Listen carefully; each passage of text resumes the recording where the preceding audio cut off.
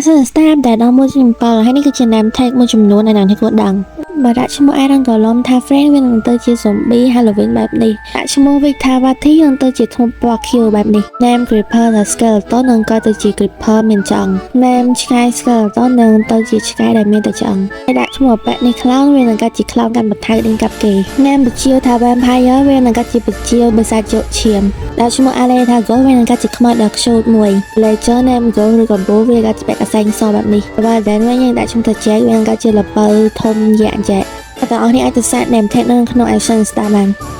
នេះគឺជា secret feature របស់ Accent Star 1.7ដំបូងអ្នកទាំងអស់គ្នាត្រូវដូរ name tag ទៅជាសញ្ញា address បែបនេះរួចដាក់ name tag នឹងទៅលើ armor stand ហើយយក chisel stone brick ទៅដាក់លើហ្នឹងវានឹងចេញជាភ្នូ zombie បែបនេះ